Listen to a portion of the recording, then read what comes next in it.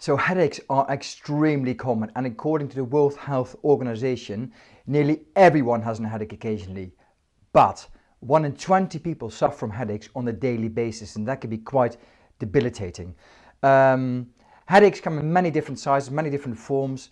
Today, what I would like to do with you is discuss the 6 most common forms of headaches with you and natural remedies for those headaches. I'm not saying don't take the pills that normally being prescribed by doctors for migraines or stuff that will help you with tension headaches, but I mean something that you can use in addition to those medications, or maybe the natural remedies will help you altogether and you don't need to take the other ones. But I mean I'll leave that up to you. So the type of headaches that we're going to discuss today are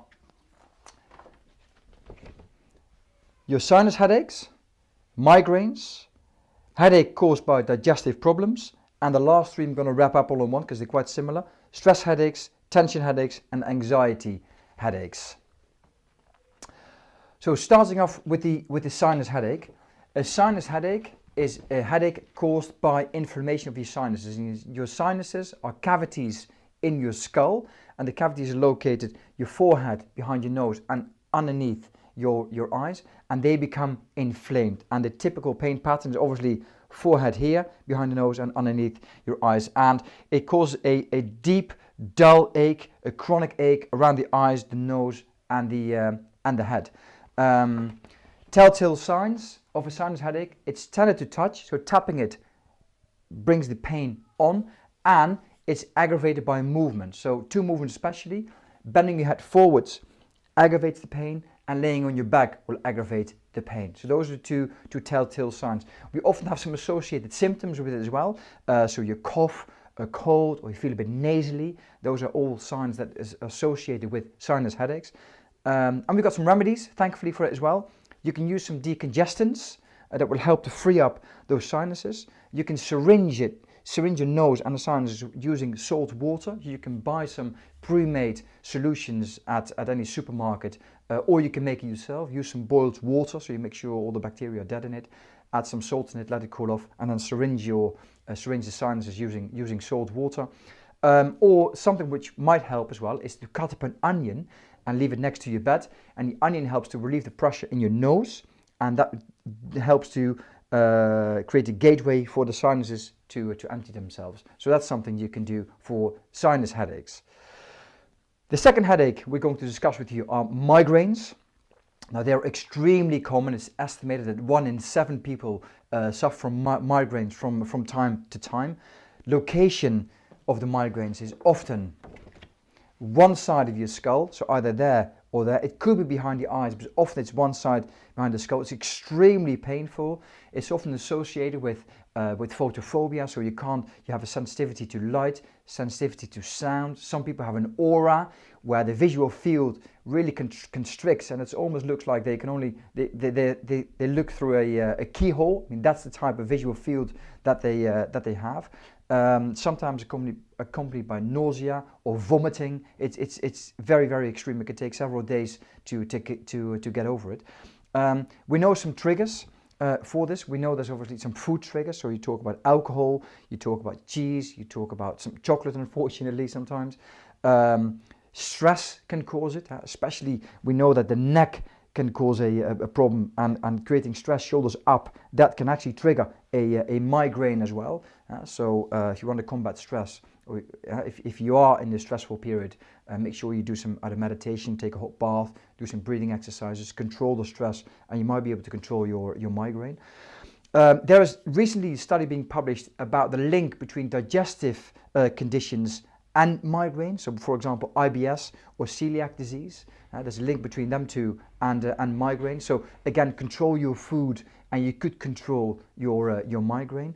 Hormones can play a big role in this as well, especially imbalance of hormones. When you're estrogen dominant, that can cause a migraine. When you migraine, your onset of the migraine is around your menstrual cycle. That's obviously a telltale sign as well. When you have a headache, a migraine during your pregnancy or postpartum after your pregnancy, again, telltale sign. Or if your migraine began or it stopped even taking birth control pills, and another thing. Now, a natural thing, what you can do is eat foods that contain estrogen. And examples of these foods are tofu, flax seeds, sesame seeds, soybeans, hummus, and garlic. So those are the 6 foods you can eat, the top 6 foods that contain the highest level of estrogen in foods out there. Then go back to the causes. Another cause of migraines can be idiopathic, which is unfortunate, but means we just don't know what's actually causing a migraine. And the last thing is the neck. As I mentioned before, tension in your neck can really trigger a migraine. So releasing the tension, something we can help you with as chiropractors, by adjusting your neck, loosening things off, using medical dry needling, getting rid of the tension in the neck, that in the muscles that connect your skull to your spine. Release some tension in there, which will help. Some soft tissue work on top. We can do some breathing exercises with you. Often what we see, especially in stressful times, people tend to breathe shallowly on the chest, here, and not through the tummy there. So that's something we can help you with. So those things will help with migraines. Two other foods you can take, generally natural remedy for migraines. Vitamin B12, i.e. riboflavin, 400 milligrams daily for at least a month, preferably for 3 months, to see the full result of taking vitamin B12. That's something you can try. And ginger, about 1,000 milligrams a day. And ginger has the additional benefit that it can help with nausea and vomiting as well. So those are another 2 natural remedies you can try when you're struggling and suffering from migraines. The third type of headache I'd like to discuss with you are headaches caused by digestive problems. So you can see here the pattern digestive problems is around the forehead and around the eyes. Now there are often some associated symptoms with it as well. So you've got some stomach problems, some kidney or gallbladder and intestinal ailments that comes with it. And generally people are sensitive to food.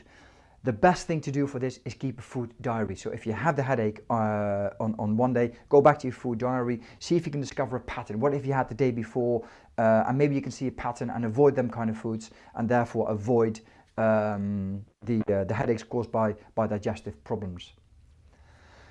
The last 3 headaches, I'll wrap it up, I'll do them all together, are tension headaches, stress headaches, and anxiety headaches.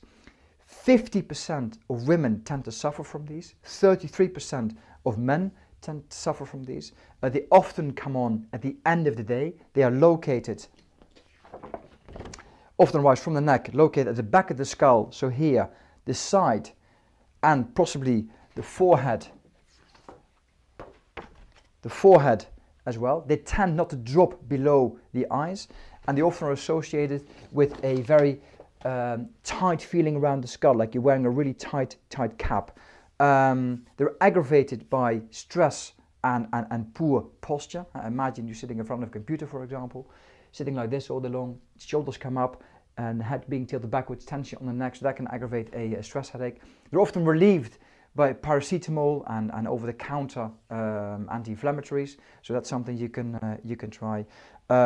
You can do some muscle stretches, which will help. A simple one, an effective one, is you grabbing a wrist, so I'm grabbing my right wrist, pulling my shoulder down, and tilting now my left ear to my left shoulder, which stretches the upper trapezius muscle, which runs from in this case, from my right ear to my right shoulder.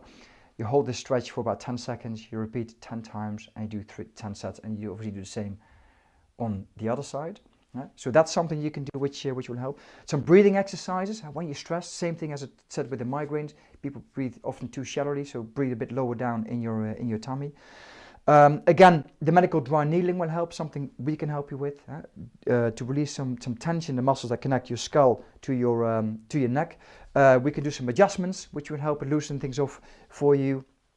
And I mean, posture improvement is also a big thing. Again, yeah, we can help you, or you can do it yourself. Find some videos where you really open up and you strengthen the back of your your neck and your shoulders, and make sure you're nice and upright and shoulders are nice and down. Have a look at your work place as well. Make sure your desk is set up properly, so you're not driving into your screen, but you're nice and upright. As I said, chiropractic can help with a few things. It can help prevent a few things as well. The migraines and the tension, stress, and anxiety headaches. That's something we can help prevent happening. There are 3 anti-inflammatory foods I'd like to share with you for all these type of headaches. So they reduce general inflammation in the body. They are turmeric. So take 1,000 to 2,500 milligrams daily. The second one you can try is EPA fish oil. EPA fish oil. Take 1,000 to 2,000 milligrams of that daily. And the last one you can try is called magnesium. And magnesium is a muscle relaxant, and it's also an anti-inflammatory. So that will also possibly give you some relief from your headaches. I hope you found some value in this video for headaches, and wish you all the best of luck. Bye for now. Bye bye.